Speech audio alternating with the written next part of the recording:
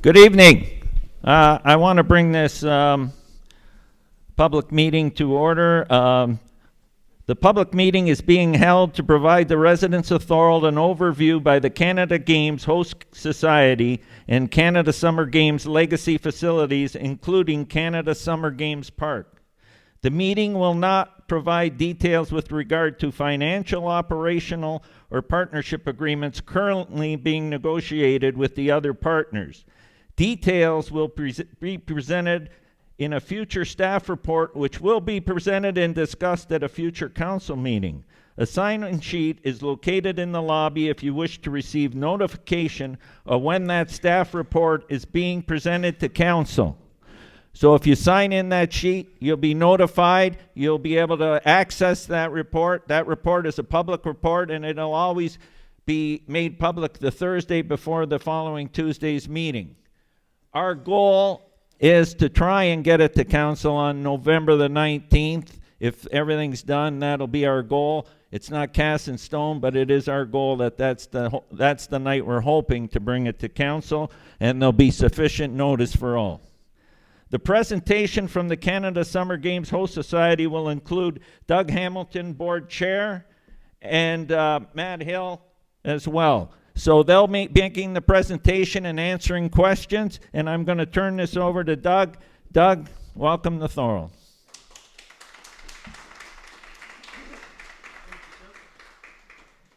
Can you hear me okay if I stand here as opposed to behind the microphone? Is that okay? People in the back? Henry, can you hear me okay? Henry was chair of the Niagara Sport Commission when we started this whole endeavor back, Henry, 4 years ago now? Something like that. So let me start by... Excuse me, I need to interrupt you. We are live streaming this, and the microphones aren't going to pick it up. We have a portable microphone, a handheld there if you prefer to use that. Okay. I can go back there if you want. Okay, it's up to you. Yeah, fine. Sorry. So much for that plan.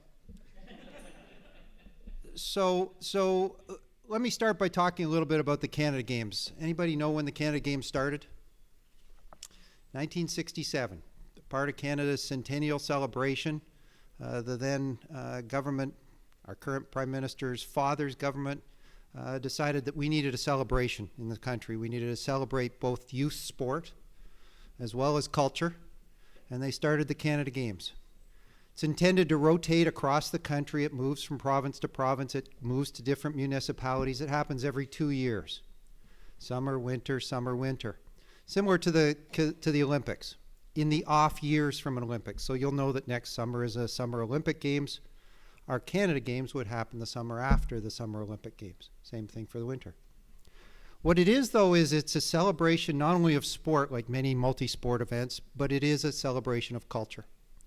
So as you'll hear about our plans for the Canada Games, you'll hear about our plans not only for the different sporting events, and there are 18 different sports that will be competing in the Canada Games in the 2021, but there will be cultural events happening across the region.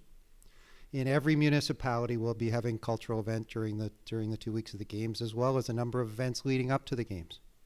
And that's intended to be both that celebration of sport as well as culture. When you get to the celebration of sport, we are the only country in the world that has a youth games like this, where we bring together our best youth in the country as a development towards the Olympics, and most of our Olympic medalists had their start in a multi-sport games as part of the Canada Games. So you'll see many of our Olympic athletes that'll be successful next summer had their start in the Canada Games 3, 4, 6 years ago. Andre de Grasse, you saw him, he was in the Winnipeg Canada Games in 2015. There's a number of athletes that I can point out, too many to mention. So you're going to see come to Niagara in 2 years, many of your top Olympic athletes that will be showing up in 2024, 2028 as part of our Olympic teams. So it's a very, very high rate competition, but it doesn't get lost in the fact that this is a youth competition. And so a lot of the games are intended to be their first exposure to the games, to show those athletes what a games experience is, and to really entrench them in the community. And the community plays a big part of the Canada Games. They're different than a Pan Am Games. They were different from an Olympic Games because the Canada Games are volunteer run. We have a very, very small staff. It's Matt, he's it. And we will have 4,000 volunteers running the games during the 2 weeks of the games. It will be run by volunteers, and we'll be looking to all of you to sign up and come out and run the games. Our venue management model is all run by volunteers. We'll have a venue committee full of volunteers for every one of our venues. So it's a very small staff, very high on volunteers, very high on community engagement. And that's an important aspect of the games. Anybody got any questions generally on the games before I talk a little bit more about the specifics of infrastructure as it relates to the games? Good? Okay. So one of the reasons that the games happen, and one of the reasons that communities are so excited about hosting the games, is the infrastructure opportunity that comes with the games. Multi-sport games are a powerful catalyst for infrastructure development. What I mean by catalyst is when a multi-sport games comes to a particular community, that's when you gain the interest of the province and their government, you gain the interest of the federal government, and all of a sudden, in an effort to make sure that those games are successful, you've got the ability to leverage infrastructure funding. It's an opportunity to lead infrastructure funding, but it's also important because the facilities that you plan for games are not only those you're going to use for the games, but you also plan them for a legacy. So anybody that's organizing a Canada Games is thinking about the 2 weeks of the games, but more importantly, they're thinking about the facilities that then can be used by the community after the games. That was the intent of the games way back when.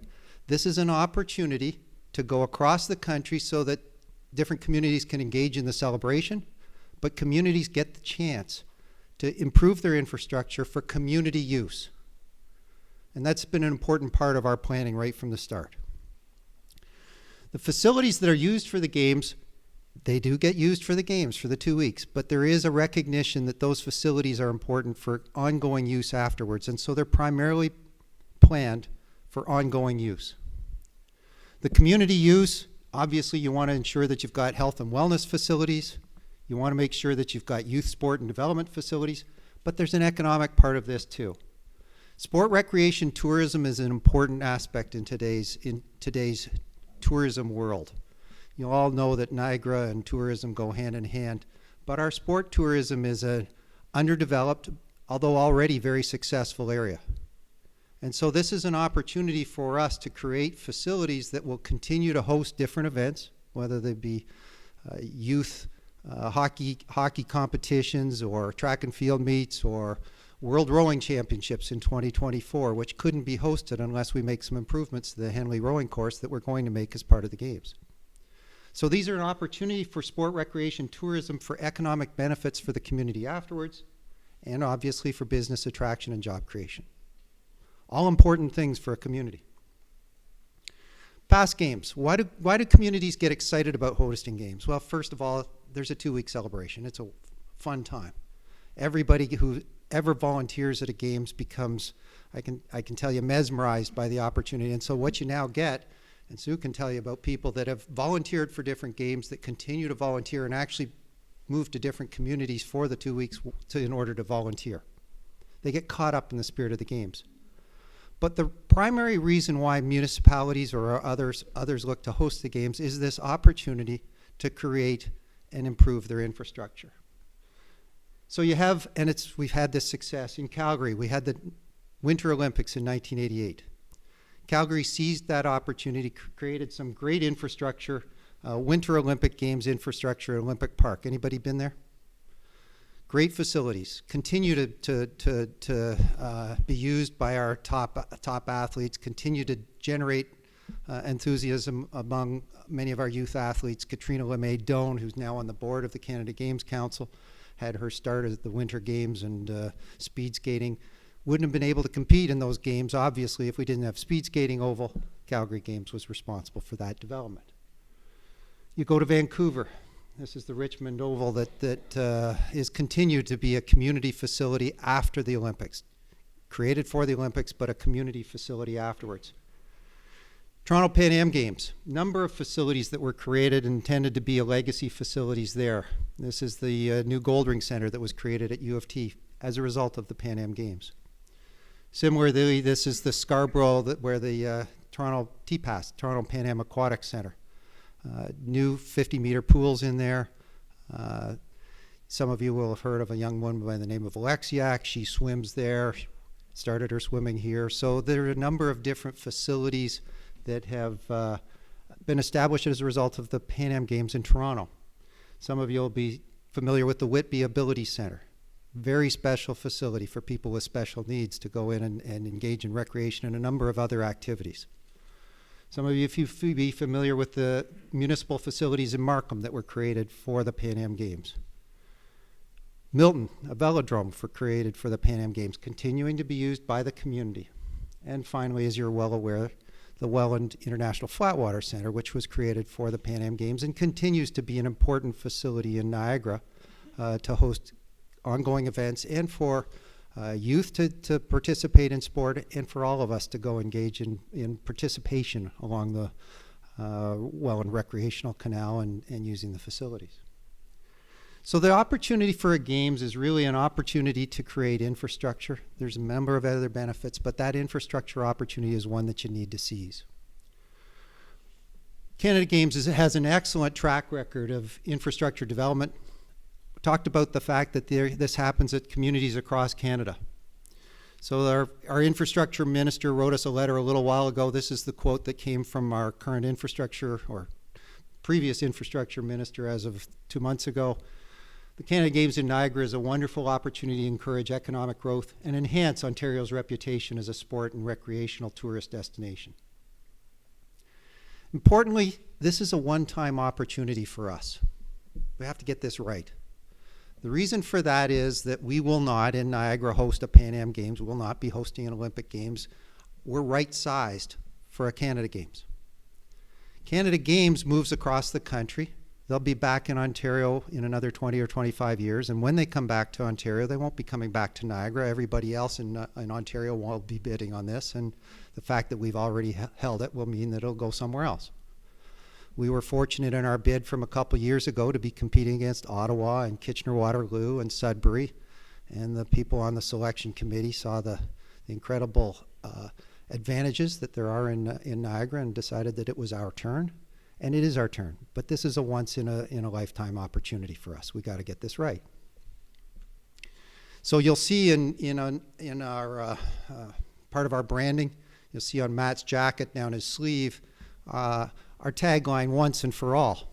Once meaning we're going to host this once in Niagara. And our intent is to make sure that this is good for all of us. So that's the once and for all. Past Canada Games, a number of them have still got the infrastructure that they developed for those Canada Games, and they're still a focal point of the community. I talked about how the games come to Ontario every 20 years. So you go back 40 years, 1981 Thunder Bay, the Canada Games Complex is still their community focal facility 40 years later in Thunder Bay. Similarly, you go to Whitehorse. This is now 12 years ago.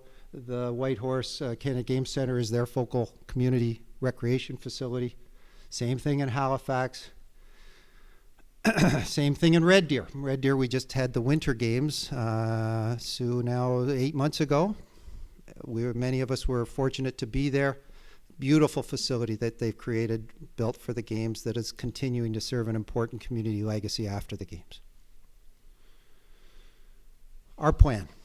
So when we started our bid now 3 or 4 years ago, one of the things we realized right off the bat is we're very blessed in Niagara in terms of sporting facilities. We're blessed in some ways, and in other ways we're not. But we're blessed in a strange way for most communities. When you go to many communities in the country, if you go there and you look for a rowing course and a canoe kayak course in the same community, you won't find either, let alone both. We're blessed to have a rowing course. We're blessed to have canoe course. We're blessed to have great mountain bike course on the escarpment. We're blessed with a number of natural courses that will serve us well for the games. So we have a lot of facilities that we need for the games. But what we looked at is, what are the legacy facilities that we want to create? What are the community facilities that we'll use for the games? And they'll greatly enhance the games. But what are the facilities that we want to leave here afterwards? Remember, this is our opportunity once, and we want to make sure we get the right facilities. We've got the attention from the federal government. We've got the attention from the province. What are the facilities we want them to leverage? We looked at 4 pillars of growth. We looked at how we could help the games participants. We looked at sport development. We looked at improving the Canada Games brand, and we looked for how we could help all of Niagara. We did a lot of community consultation with our goal to make sure that the facilities developed for the games not only meet the needs for the games, but meet the needs for the community. So what our plan is, and this is the plan that has been developed over the last several years, is to make upgrades to existing sport facilities across Niagara. So we're making improvements to the baseball field in Niagara Falls and the softball field in Grimsby. We're making improvements to the diving facilities at Brock University. We're making improvements to a number of different facilities across Niagara. But we're also looking to develop new sport infrastructure. And as a result of our consultation, and I'll tell you a little bit about it in a moment, we developed a proposal as part of our bid to prepare a business plan for 2 key legacy facilities. One was what we're referring to as Canada Games Park. The other is a Henley Rowing Center. And in our bid, we said we don't have the details of that yet. These are both facilities that we want to figure out. We won the games. We won that opportunity, and over the last 2 years, we've been working very hard to develop the business plan for both of these 2 facilities. That business plan is really focused on 3 things. It's focused on figuring out the funding, and we've been spending a lot of time going out to the different municipalities as well as to the federal and provincial government to make sure we've got the funding that we need for these facilities. It's focused on the construction plan and the details of the facilities. And it's also focused on the operational plans after the games. We're only in this for the next 2 years, then we're handing off these facilities to all of you. We'll use them for the 2 weeks of the games. We're basically short-term users, but these are your facilities. So those are the plans that we've been making. We talked about these being the key legacy facilities. There's, as I mentioned, a lot of different projects. We have 11 different infrastructure projects that we're working on. These are the 2 key legacy ones. They are strategically planned, and they align with municipal plans, and let me explain that. When we started into this assessment of what the municipality needs, we didn't sit back and figure out what we thought the municipality needed. We went straight to the municipal plans. So as an example, we went straight to Thorold's plan with the mayor at the time and with others who are very familiar with the Thorold plans, and looked at the Parks and Recreation Master Plan and what it suggested Thorold needed. What it said was we need to address the aging Thorold community arenas. We have to either make investments to repair or replace them. It talked about maintaining the current number of ice pads. It talked about the acquisition of planning of new municipal parks. Talked about engaging fitness service providers to provide opportunities for residents. Fitness facilities that would service special needs people, seniors, everybody who wants to engage in fitness activities.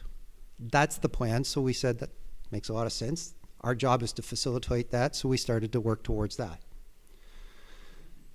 Arena Advisory Committee recommended a new arena to replace White Arena, repairs to the Doherty Arena, estimated cost of about 15 to 20 million for the White Arena, $3 million for the Doherty improvements. That is a typical number for a single ice pad, somewhere around 15 to 20 million. If you're doubling it up and you're putting a twin pad in, it's somewhere around $40 million for your basic two-pad arena. We went down the road and we also looked at St. Catharines' plan. We looked at everybody's plans, but I'm just focusing on the two that are important here. And we looked at the St. Catharines' plan. The 2015 Recreation Facility and Programming Master Plan had just come out from the City of St. Catharines. They'd done extensive consultation. We were fortunate enough to have the advantage of using that consultation in their plan that had just been approved by Council. What they called for was a multi-use, multi-generational facilities that are accessible, facilities that contain something for everyone, year-round hubs of community activity, a desire to partner with an educational institution or an area municipality. Not a St. Catharines only, but partner with an institution or another area municipality. Okay, a little novel thinking in Niagara, but that is what we've been basing our whole bid on, is this ability to come together and do something for the region, not single municipalities. Address the need for ice and lacrosse pads, gyms, fields, and multi-purpose space. So they have a number of needs, but you'll know that just as Thorold has 2 aging arenas, St. Catharines has 2 aging arenas just down the street. They have to address those needs too, and so they're also looking at the potential for new ice pads, new replacements, but other facilities as well, just as Thorold's plan. The 2015 plan from St. Catharines also called for those facilities to be strategically located, centralized, convenient with access to public transit, and present a viable partnership opportunity. Okay? Not our plan, St. Catharines' plan. Next, we went to Brock University. Brock University is a perfect venue for us for the Canada Games because it's the ideal size for an athlete village. In a Canada Games, we'll have 5,000 young athletes showing up here for 2 weeks in August of 2021. They come in 2 waves, 2,500 in week 1, 2,500 in week 2. The Brock campus and the current campus facilities that they have are an ideal size for us for an athlete village, so the Brock is obviously going to be a focal point for the games. So we talked to them about what they were interested in doing as part of the games. Here are some of their key learnings from us. They're interested in enhancing their community partnerships. Brock plans to further incorporate sport and fitness into its experiential learning and research programs. Requires additional sport and fitness facilities. Brock University, as you all know, has seen tremendous growth. They need additional sport and fitness facilities. Most importantly, they have available land. They have facilities just to the immediate south of them. Many of you are aware, as you drive into Brock University, you look to the left where some of their parking is. There's some gravel baseball fields, but there's a lot of empty space. So they have available land next to the main campus. So when you put those 3 things together and you identify what you need, you come up with what we then have planned. And Matt wants to tell you a little bit more about what our plans are. Matt?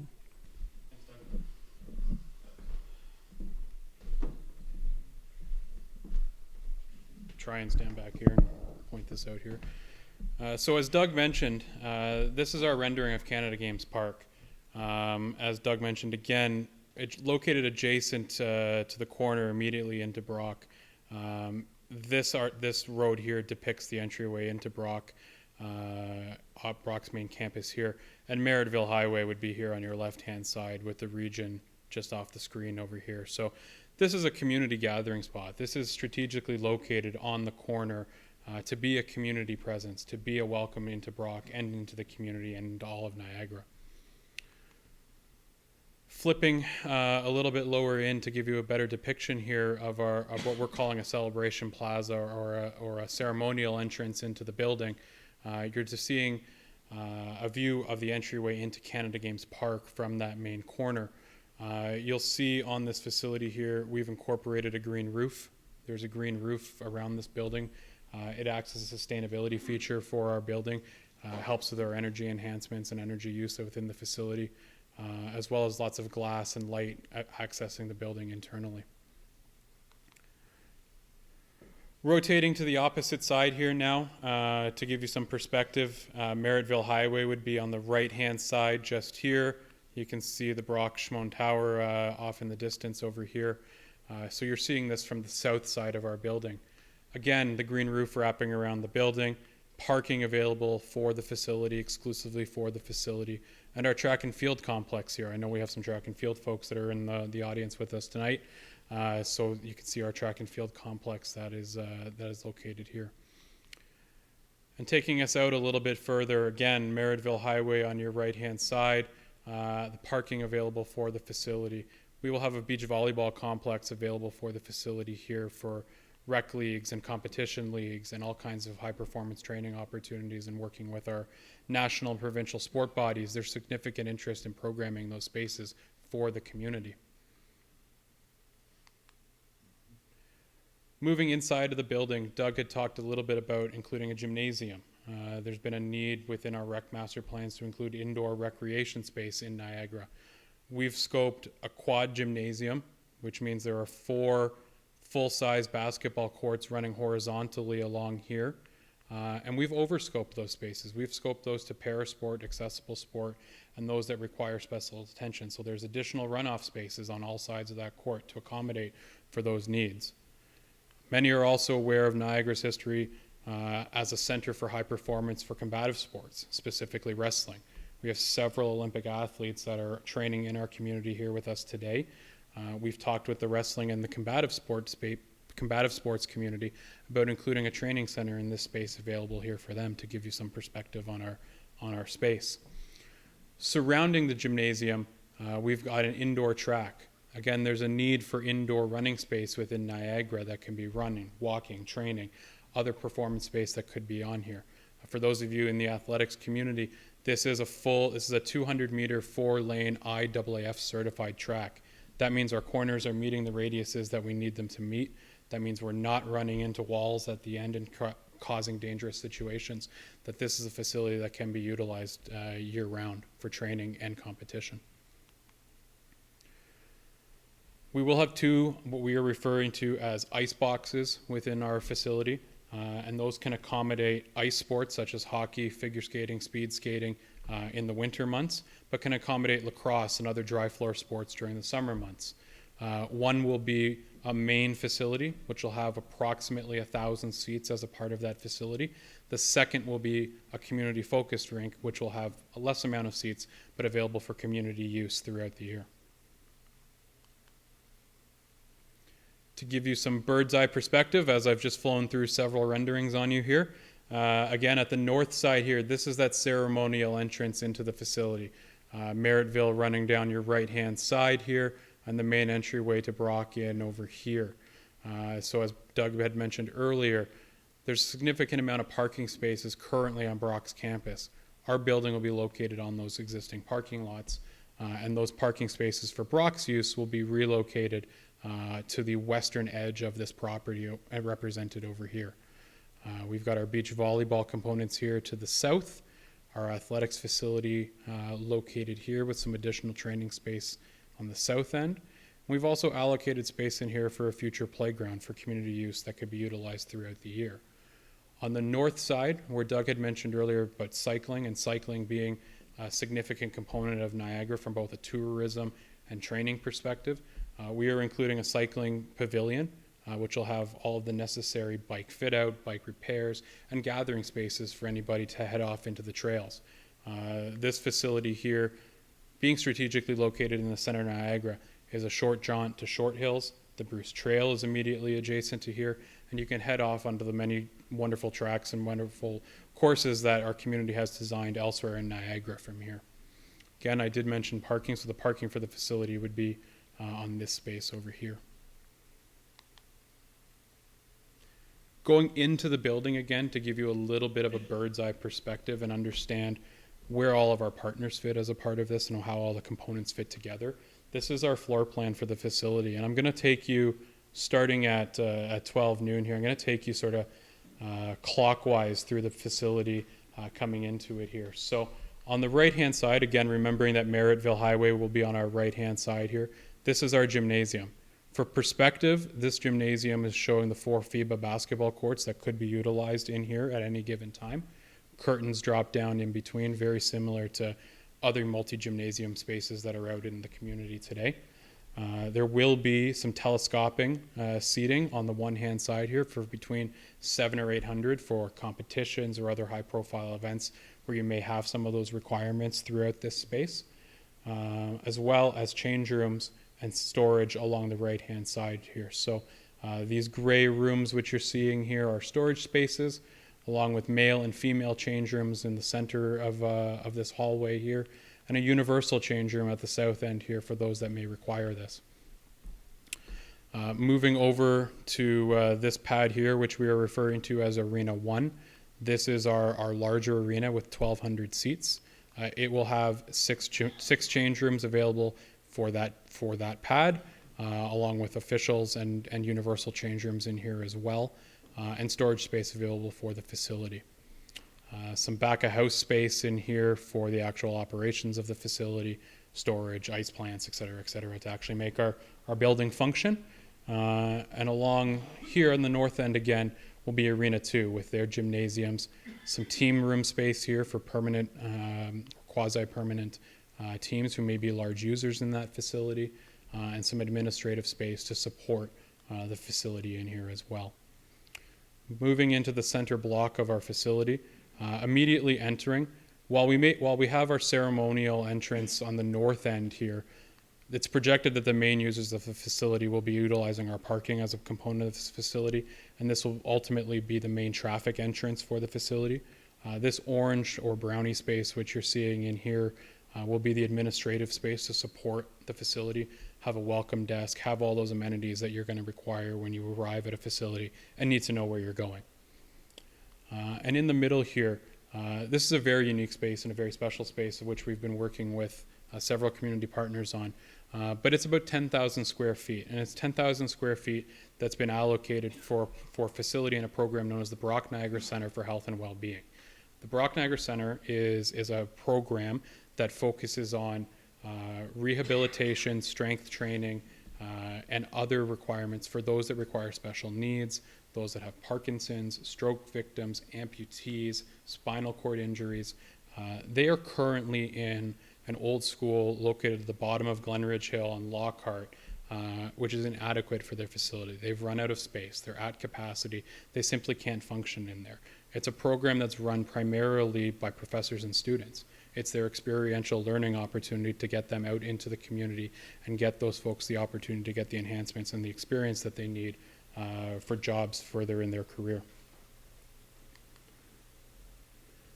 So I'm going to skip back here for 1 second. So this is the main floor of our facility. This is the primary use of our facility. However, with the height requirements of some of these spaces, such as about 30 feet in here for volleyball, and other spaces that are required to accommodate seating and such in the arenas, there is a second floor to our facility. Second floor to our facility is primarily this center block. I'll explain that in a moment. But on the second floor of the facility is also that running track that I had talked about. So if you recall that rendering that I had showed you a while ago, that's a suspended track that will be above and surrounding our gymnasium. It'll be warm, it's removed from the arena, it's in a condition in a space that's ideal for training and exercise. In addition, there's approximately 8,000 square feet in this sort of light teal, including this dark teal. I apologize for the miscoloration. But there's about 8,000 square feet of what we're referring to as office space or administrative space in here. And that space is targeted towards community groups. It's targeted towards provincial sport organizations and national sport organizations for job creations and opportunities to actually locate administrative spaces in here. We can run camps, we can run certifications, we can run seminars, we could run offices. There can be permanent fixtures and permanent jobs created as a result of this facility. On the south end here, and sorry, I'm actually going to go to the blue location here. The blue location, and the reason we have so many different sport groups that are interested in being in here, is that we've partnered with a group called the Canadian Sport Institute of Ontario. Is anybody familiar with the CSIO, as I'll refer to them from here on out? Okay. So for those of you that aren't familiar with the CSIO is a high-performance training arm, and it's part of a network of other high-performance training arms or Canadian sport institutes across our country. There's one in BC, there's one in Calgary, there's a couple in Quebec, there's one in Halifax, but they are the high-performance training arm for developing high-performance athletes. There are carded athletes that are in there. Carded athletes are those that are on our Olympic teams or about to be on our Olympic teams. Up-and-coming high-performance or next-generation athletes that could be accommodated in here. The CSIO, and Doug showed you a picture earlier of the Toronto Pan Am Centre, they have a hub-and-spoke model. They're primarily based out of the center in Scarborough, but they will open satellite offices in communities where their athletes are so they can better meet the needs of their athletes. And what that opportunity is doing is it's supporting the development of athletes in the community, but it's also attracting new people to the community to take advantage of those opportunities. They are interested and have engaged with us to open a 6,000 square foot satellite center here as a part of Niagara, which they would be located in here and would be available to our athletes, such as those wrestlers that I mentioned earlier, the canoers and the kayakers that are training down in Welland, the rowers in St. Catharines.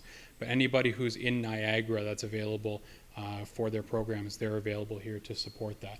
And our national and sport and provincial sport bodies are interested in being in that facility with them to take advantage of those opportunities for their athletes. So there's a compelling case here for high performance sport to be a part of this facility. And on the south end down here, we talked a little bit about sport tourism earlier. Niagara as a hub for sport tourism. I know Julie's here from the Center for Sport Capacity with Brock. Niagara has an opportunity to be a leader in sport tourism, and we've been working with Julie and her group to identify about 2,000 square feet of space that can be accommodated down here to support sport tourism and to continue to engage those economic benefits that come from hosting events and supporting those groups that are a part of this and creating those job opportunities as part of this facility. So Canada Games Park funding and managing. So do you want to take over, Doug? Thank you. Thanks. So we talked about the three prongs of our planning, one being obtaining our funding, two being doing our designing, third being the operational part of the piece. Let me talk a little bit about the funding. And not a lot about the funding because I'm following Mayor Ugolini's directions at the start that we're not supposed to talk about funding and we're not supposed to talk about managing, but I'm sorry, I included one slide, so let me just go through it briefly. Thank you, sir. So, funding. Most of the funding for the development we're talking about is coming from the Ontario and federal governments. Okay, we went forward with the plan once we created it, took it to them really over the last year and a half. They've gone through the same plans and the same details, about 1,500 pages worth of details that we're not going to show you here because you don't want to see those in that amount of detail. But they went through the 1,500 pages that our design team put together and have provided us with now commitments for most of the funding that will be required for this facility. Additional contributions. So in the federal and provincial funding framework, there has to be a local contribution to the funding. For the Pan Am Games, it was based on a 62-38% split. They're not so regimental, but there is a requirement that we show that the community is interested by putting in some local contributions, and so those have been the discussions that we've been having with Niagara Region, with Thorold, and with St. Catharines concerning this particular facility, as well as with Brock. The current plan sees the Canada Games group, us, now developing this facility. When I say us, We're an organization that has many, many, many partners. We have the federal government looking over our shoulder. We got the province looking over our shoulder. We got all the municipalities in Niagara looking over our shoulder because we have funding and agreements with everybody. So we're very much, Matt talked about the hub and the spokes. We're the hub, but we got a lot of spokes that are making sure that we're doing the right things. So we are developing the facility, but soon as the games are over, we're passing all of the facilities back to the community. We disappear. Our Canada Games organization ends soon after the games. So the facilities are intended to be owned and managed by community organizations afterwards. The Canada Games Park, the discussion now is that it would be owned and managed by a partnership group consisting of Thorold, St. Catharines, Niagara Region, and Brock. Very similar to the Pan Am Games model, and I was involved in the Pan Am Games, the development. I was on the board there as well. The consortiums that we passed the facilities on to were modeled very much like this. Community groups that came together as a partnership and managed the facilities, owned the facilities as a consortium. That's the plan that's currently being developed. The plan is to develop that facility that we're talking about for the games in August of 2021 and transfer it to the partnership group in late 2021 after the games are over and other additional improvements are made so that it can be occupied. The benefits, let's just talk a little bit about those. You'll already be familiar with this. Community use, okay? We have now the opportunity, and we will be created much needed accessible facilities, accessible. That's an important aspect of this. We have a number of sport facilities in Niagara that aren't accessible. We need more accessible sport facilities. So if you go to the Brock Niagara Penguins Parasport organization, they'll tell you, and they've been telling us for the last 3 or 4 years, we need more accessible sport facilities. So when Matt talked about the quad gym that's in the Canada Games Park, it has been designed for many, many different parasports to be able to use it. It'll be fully accessible, and it'll be a hub for parasport. It'll be a hub for special sport, Special Olympic sport. So it'll be an accessible facility, and it'll be very important for our accessible community. Multi-use, you saw some of the multi-use, but Matt mentioned the track and field. That facility, indoor and outdoor, will be available for high-performance track athletes. There will be times and particular lanes in some cases that will be available, and you'll see the top track athletes running around that track. That speed's far greater than I've ever been able to accomplish it or seen. And then you'll have old farts like me walking around the outside or on the inside or getting our own time when we can walk around that. Do we need an indoor facility for walking in Niagara? Yeah. Do we all have to go and walk around a mall? No. If we have a beautiful 200-meter track with windows around us, heated, not around an arena that's cold, where we've got free parking and all of those other things, a great facility for community use, just that track alone. Not to mention the arenas, the gymnasiums, and all of the other facilities. The Brock Niagara Center for Health and Wellbeing is an incredible facility. An incredible facility, Matt mentioned among a number of special needs groups, but it's there for seniors as well. So you've got the opportunity to go in for facilities and health and well-being facilities that are there for everyone. Multi-generational, yes, you'll have on the track and in every other facility, you'll have high-performance athletes, young athletes, up-and-coming Olympic athletes wandering around, and you will have the old people coming in to play a little bit of pickleball on the courts or whatever the sport of interest is, or walking around the track. So it is something that's there for all of us. The health and wellness facilities, we talked about that. The playground to podium sport, parasport facilities, all of those things. So it is following the St. Catharines and Thorold models, which is something for everyone. The economic, okay, so important benefits. Leveraged Ontario and federal infrastructure funding. We don't get the opportunity for this funding if we don't host the games. If you don't have their attention because of the games, we wouldn't get the funding that we've now got. We had a funding commitment announcement from the federal government now, 3 weeks, a month ago, 2 weeks before that from the province. Those funding announcements came because of the Canada Games and because of our timing and our need to develop this infrastructure. Partner and facility synergies with sustainable design. It is important to have community facilities that have partners. You saw that in the St. Catharines plan. Partners allow you to make sure, and Brock, for example, and a municipality are perfect partners. Brock's use of the ice happens at a different time than a municipal use of the ice. They coexist really nicely and they have important synergies. That happens through a number of different places within the facility. So when you're planning the programming, having partners allow you to create those synergies. You'll see that St. Catherine's plan also talked about facility synergies.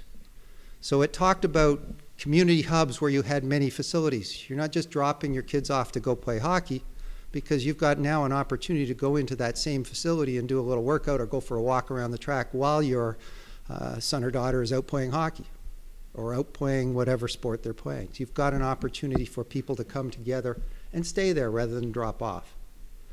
Sport and recreation tourism opportunities. We talked about that a little bit. Matt talked about some of the things that we can host now in the future. Cycling's a great one. Cycling is a great example. We don't have a hub for cycling. We have great cycling tourism. We have great cycling events, the Steve Bauer Classic and other things.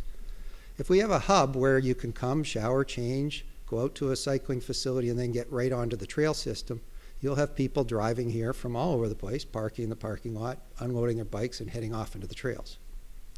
Important cycling opportunity. Business attraction. Okay, business, you all know this. Businesses want to go to places where their employees have opportunities to engage in sport and engage in recreation. As soon as you create facilities like this, now you get businesses that are interested in being part of that community. Not to mention the specific businesses that want to be associated with this facility itself. And job creation. We were talking 2,100 jobs just by the construction of this facility.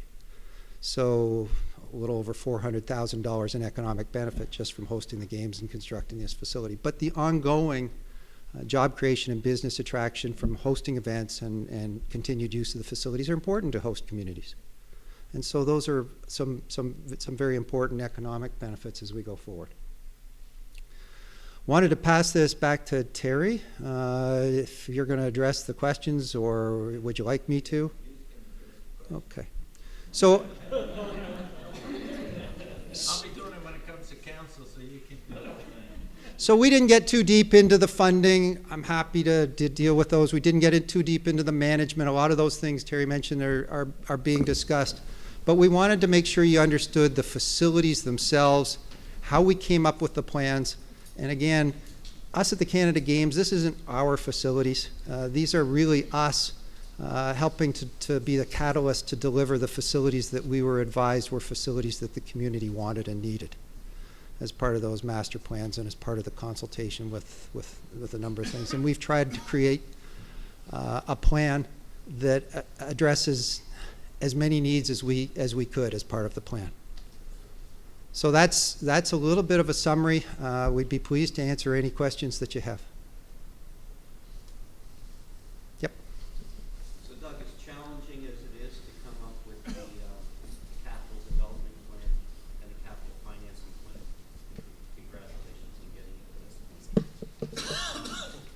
In many ways, the operating plan is even more challenging going forward after this.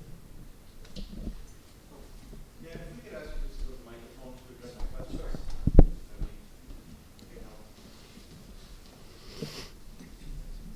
I'll start over by saying in a project like this, the capital plan is challenging enough, but it's often the operating plan that's even more challenging going forward.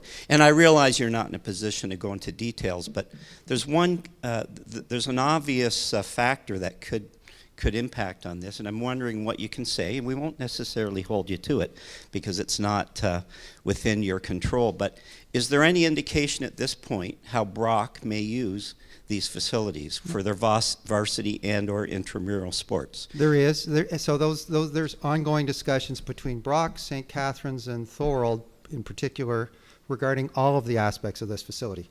So as an example, for the arena, Matt showed you some of the facilities there for the arena. Brock has requested that there be dressing rooms for their men's and women's hockey team, and those are planned into the facilities. They've been working and discussing with Thorold and the group about how to allocate ice time, when Brock needs the ice, when the community needs the ice, and it's actually remarkably synergistic in the sense that when Brock needs it and when the community needs it are different times. So they've been working that through with respect to the arenas. They've been working that through with respect to the gymnasium. And those are the two principal uses. With respect to the office spaces, those are pretty much designated particular uses. Thank you. Any other questions? Yep. Thank you, and congratulations. The timeline of actually constructing this, when do you plan on actually putting shovels to ground and actually start the construction? So we have, let me explain the process that we got to get to here. So when we won the bid, which is now 2 years ago, we immediately started the business plan. We engaged a design team. The design team has spent the last little over a year preparing the designs, $2.5 million cost to prepare the designs for these facilities. We tendered the project at the start of September. Those tenders for the project closed yesterday. We're now in discussion with one of the tender bidders in the hope that if all of our municipal arrangements come together and with our lease from Brock, which we still have to sort out over the next couple weeks, we'd like to start construction in later this month, being November, in November. So you'll be in the ground in November? Be in the ground in November. The facility, under the tender, the facility, we've asked make sure the contractor gets the facility ready to be used for the games, but the facility would be completed. Much of the facility isn't needed for the games. Some of the facility would be completed after the games with a handoff to the municipal and Brock partners in late 2021, which is a little over 2 years. And they would that partnership management group would take over the Correct. project management of the completion of this project then? No, sorry, yes, that's still whether we move out at when it reach. So the terms that they use in a construction contract is substantial completion, Yeah. and then final. We have to figure out whether we move out when we're at substantial completion or final completion, but it's in that period that we would hand off the project. Okay. The other, and I know you don't want to get into the grass on this, but the partnership agreement, has it been struck in terms of what the composition of that group is to be made up? Who has, who's on first, what's on second, that kind of thing? So we're not in the middle of that, but that's been happening over the last several months between the four partners. They have guiding principles, and my understanding is they're now working towards the detailed legal agreement. The lawyers are working on the details. Okay. And the last question I have is in terms of the Brock's participation in this. I'm pretty familiar with Brock's buildings and their various uses. Obviously, this is going to be a big boost to them in terms of their ability to create more space within the current campus site plan as they switch over to these facilities. Is there any kind of recognition in terms of what they're to do with that, or is those spaces going to be shared with the other partners, or is that just going to be Brock's call in terms of what they're going to do with those abandoned facilities, or are they just going to keep more gyms and things like that? So I'm not sure, Scott, you might have the answer to that. I'm not sure what Brock's plan is I'm not sure that anything's moving over here specifically. It's just increased use because of increased demand, but you would be able to answer that better. Sorry, let me introduce Scott. Yeah, without getting into the Come on over here.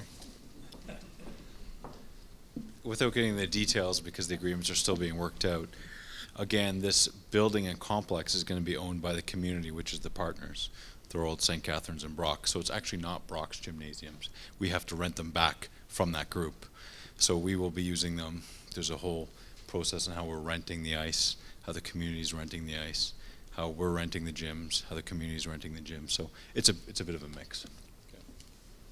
Thank you, and that's kind of where I was going with this, because Thorold being a relatively small community of 19,000 and the contributions we're making to this, I understand that our arena needs are severe, and there's some sizable cost avoidance for us in the future. So I think it's a great investment. I want to congratulate the mayor and council for having that vision. But at the same time, going forward, once the games are completed, and I hope everybody in Thorold volunteers is part of the 4,000 that you're going to need for this. I mean, as you say, it's once in a lifetime opportunity. But once it's completed and the games are done, the work's in the detail, and I'm hoping that that kind of contribution that Thorold's making is recognized in the go-forward plan. Thank you. Thank you.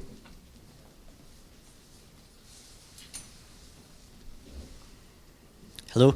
I'm here representing the sport of track and field, and I don't have specific questions for you, but I did want to take a minute just to let everybody who's here know that we do have a track and field club in Thorold, and I really wanted to just share some of the accomplishments that we've had and why it would be so vital for us to have access to this facility, because I don't know if everybody here knows that Thorold has had such a strong impact in track and field. So I don't want to go through everything that I had prepared here, but we do have a track and field club that was founded in 2016, and our goal was really to create what was called a club for everybody. So there were some existing track and field clubs in Niagara, but we wanted something that was affordable to everybody, that no matter what your situation was, you could be a part of it and have access to quality training, competition year-round, and we certainly accomplished that. So although the original group of athletes was from Thorold, we now have kids from all across Niagara, from as far as Fort Erie to Smithville and everywhere in between. Large groups of kids from, of course, Thorold, Carleton St. Catharines, well in Niagara Falls. At our height in the spring, we had nearly 70 athletes training with us from age 8 to 18. And for the fall and winter, so right now it kind of drops down to about 40 kids, because many of them are involved in football and basketball and other sports as well that occupy them throughout the year. But what's really great and what Thorold can be really proud of is that in just a few years, our club has become not only the most successful club in Niagara by every objective measure that we have, but one of the top clubs in the province. So this year we were U14 age division champions out of all the clubs in Ontario. We had more OFSA qualifiers and qualifiers for nationals than any of the clubs in Niagara. 25 SASA champions, so that's all of Southern Niagara. Southern Ontario, rather. This summer, our club earned 3 national medals and 20 provincial championships, 11 of which were gold medals. And we did have a national champion who lives in Thorold, who was recognized as Athlete of the Year, who won gold in triple jump as well. Now, all of this that we've accomplished, we've done so in less than 3 years and without any home facility, without really any funding or backing from anybody. It's something that I started kind of on my own and have put a lot of stuff into it, but that's why this Canada Games Park facility would be such a tremendous asset to a group like us, that we really are a grassroots organization that's trying to make this accessible and affordable to everybody. We're currently split between a number of different locations for training. In the winter especially, it's difficult, which is why the indoor track makes such a huge impact. So we travel up to Guelph and Toronto 3 to 4 times a week, and that's evenings when kids have school the next day, and instead of a 2-hour practice being 2 hours, it's now 5 hours or 5.5 hours, and they don't get back until 10:30, and they still have homework to do. And it's all these kind of sacrifices that we've had to make to achieve this level of success, that there could be an easier way by having all of this right here in Niagara for everybody. So I obviously thank the Canada Summer Games Group and the city and everybody that's involved in this, and we are asking for the city's support to ensure that our group is considered and able to utilize the Canada Games facility, so that we may be able to continue to provide opportunities to Niagara's athletes for years to come. Thank you. Thank you. So, and it goes without saying that it's those kind of groups and successful groups that this is really in many ways designed for. There is no other track and field facility in Niagara capable of hosting a high-end track meet. Our athletes are traveling to Guelph, Toronto to do those things. This allows them to stay at home, also allows all of us to go walk around that track at different times. So it's really quite an important opportunity for all of us, in addition to the track and field athletes and the many that'll be able to use this. The hosting opportunities in the future for track meets are really important. Okay, you want to host a track and field meet in southern Ontario, there's only a couple places you can do it. We'll now be one of those places. So there'll be people wanting to come here, not just the Niagara communities wanting to use this. We don't have any other high-end hosting opportunities in this area. Any other questions? Yes, Sue. Sorry. The overall budget for the games is what, about 100 million? So the overall budget for the games is a little over 30 million for operating and about 105 million for capital. How much for this facility that's going to be built at Brock? This facility is approximately, depending what you include or not include within soft costs and other things, is approximately $84 million. Trying to get this facility built in a year and a half is a lofty goal. Now, you already answered one of my questions that it probably won't be completed for the games. Most likely, projects of this magnitude tend to go over budget. So who's going to pay the overrun? So there's a couple things that are associated with that. So the first thing is that we've had the luxury of planning this over the last couple of years and ensuring that our funding is in place. So the contract that we're awarding is what's called a STIP sum, a CCDC2 contract, where contractors are required to bid on a particular price with the plans in place. That reduces risk. So there's a number of measures that have been put in place to address the risk of financial overruns, including in the contract. But the games themselves, including all the legacy facilities, are all backstopped by Niagara Region. So at the end of the day, it's going to be in my region pockets that's going to be paying the overrun. So not we've my had federal, provincial, or so if city you're, taxes. So here's the other thing. So 28, we are the 28th Canada Games. No Canada Games yet, and we don't want to be the first, has ever had a financial deficit at the end of the games. Many have had a surplus, and that surplus forms a legacy fund that continues to be used by the games. Is there a risk that we will be the first ever? Sure. Are we taking a number of measures to make sure that that risk is minimized? Yes. One of the things that's important with this facility is while we would, some portions of it, in particular the outdoor facilities, have to be ready for the games, but the building itself was always intended to be a legacy building. If it isn't fully finished for the games and we can't use it for the games, it's okay. It was always intended to be a community facility, and if it gets built it takes an extra few months to get it built, we're fine with that. It's intended to be a community facility. If it takes that extra time, let's make sure it gets it done right, because it'll be a community facility for decades. Okay, thank you. Hello. Hello. Just a couple comments. I know you probably won't be able to answer them because they want to do with you, really. But I do encourage the city, when they are reaching out and negotiating with the partners, to maybe have a sit down with the community groups that will be using these facilities, and to maybe not just negotiate what they think we need, but maybe ask us what we need and what we'd like to use. Because it sounds like Brock has already put in their 2 cents on what they want. They want these change rooms, they want this.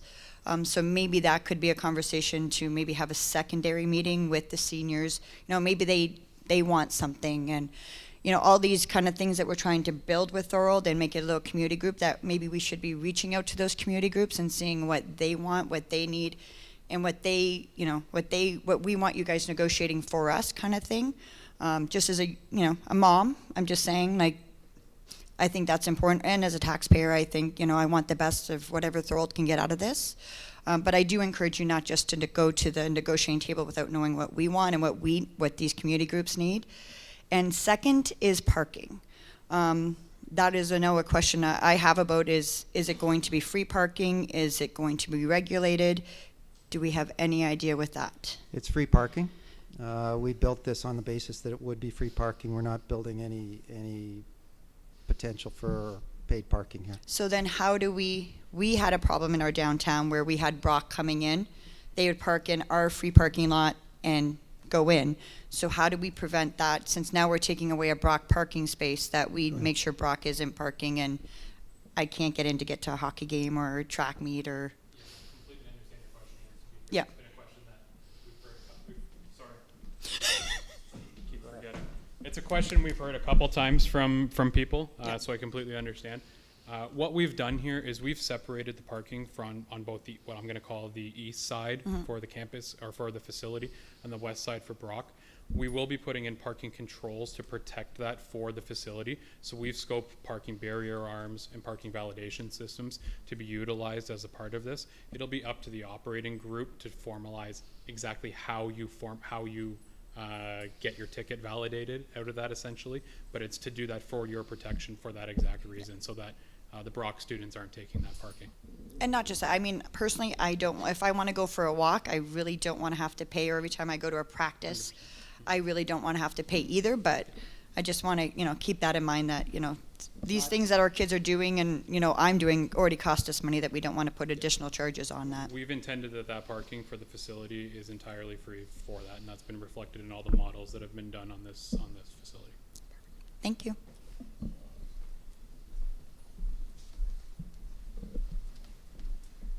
Counselor. Yes. My name is John Kenny, City Councilor in Thorold, for the people that don't know me. I've been a few of the meetings with Doug. I'd just like to set a couple of things. Brock is here. And we made it very clear from the beginning, there's nothing free in life. Brock is not getting anything for free, and neither is anybody else. Everybody's paying rent, equal value in this building, okay? So there's no freebies. Except parking. What's that? That's not free neither. We're paying for that. Okay? Nobody, including Thorold, St. Catharines, the region, or Brock, is getting anything for free here. Okay? Once the agreement's all in place, it'll be worked out, but the rental, even the wellness center, they're paying rent. So anybody in that building will be paying equal value.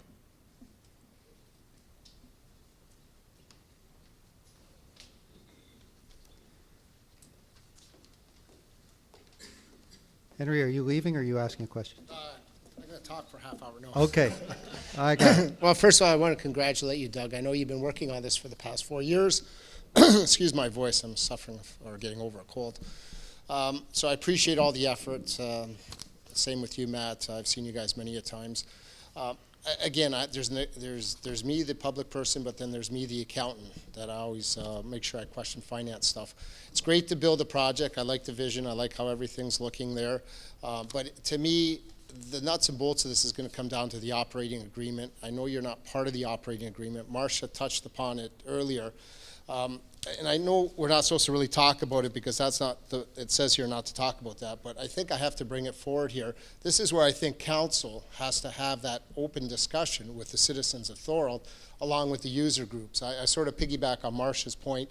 The time is now to have that discussion, not after the like I don't want to get a report that comes to me before a meeting says, well, here's what we negotiated. Well, did you really negotiate in the best interest of Thorold, or did you negotiate what was coming out of that table? So I think this is the takeaway from this point is that we really have to have another public meeting, Canada Games Committee aside. This is a City of Thorold one to see where we're going from our community. I really appreciated when you talked about the 2010 Parks Master Plan. I was mayor at the time when we did that, and it's already, basically a decade old. So you're referencing that. I think that has to be updated. Right now, the city has no strategic plan in place. Those are key fundamental things I think we have to make sure move forward. Because great, I'd love to have this facility, but what is it going to cost us later, and can we afford that? And is that something that the city of Thorold can participate in? At what level? Like I said, I'm not trying to be negative. I'm just saying that there's different levels of participation.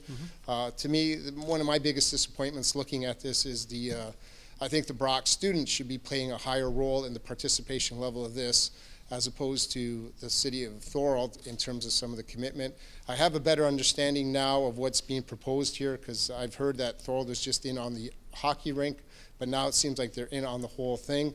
So to me, that's pretty substantial. And then, my fear is if we're all in on this and we put all our money towards this, what happens to the other sports in Thorold? Do they disappear? Baseball, soccer, whatever else. Those facilities are in dire need of money being spent on them. They've been neglected for years. So I want to make sure this is the best for all of Thorold. So I think you need the input of the user groups, but also the citizens of Thorold. So if you want to comment on that, feel free. I'm not trying to put you on the spot.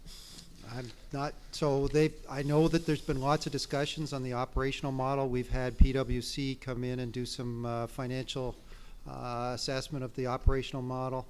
I'll leave it to the those from Thorold to address your request for further information, but there is a lot of information out there. Yeah, like even those models there, you know, from a citizen's perspective, we haven't really seen any of that stuff. I think that should be provided so that we can make a judgment on that. I think if we're trying to make the best project here for the Canada Summer Games, but also for the city of Thorold, the more that we're knowledgeable, the more input that you have, the better project it's going to be at the end of the day. Because from the onset of when we won the bid, it's really morphed into something different, and I'm not saying good or bad, but when you do, it's the bits of information along the way that you're trying to make a better plan at the end of the day. Okay, thanks, Doug. And when when the Canada Games started, you'll remember this, Henry, so we weren't, our plan was not to be part of the rinks. The municipalities were going to do the 2 rinks by themselves. We were going to do the rest of the facility. But when the prices for the rinks were evaluated further, the 3, Brock and the 2 municipalities came to us and said, can you go to the federal government, because you seem, and the provincial government, you'll have their ear better than us, can you help us get some funding for the rinks? So we included it as part of our request, and so we've very much just been a catalyst to do what the communities have asked us to do. Yeah, no, and I congratulate you for that, working with the synergies of that, but there's other factors, I think, from a Thorold's perspective that we may have to look at the big picture, because we're going to be stranding an ice rink here alone by itself. What additional costs will be substantiated with that? So there's a whole host of which I don't want to get into detail, but I think a public meeting would be able to bring some of that to the forefront. Okay. Thank you. Any other questions? Yes, sir. I just want to touch on what Henry said. So you can't answer his question with respect to public consultation from the taxpayers, but I see there's some city staff here. So can somebody from the city give us some type of assurance that there will be consultation with the taxpayers that have to pay for this before the agreement goes to council? I see the CAO is here. Could you possibly answer the question?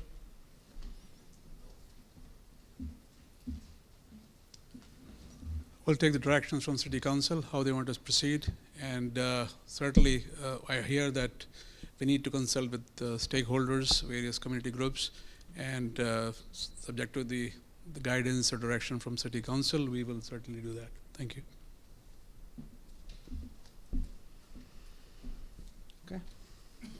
Any other questions then that I can answer with respect to the plan for the facility, the timing of the facility, or the uses of the facility that are available to you going forward? If not, then thank you very much, and we appreciate all your support, and look forward to seeing you all as volunteers in the games in 2 years, and then at the facility in 2.5 years. Thank you.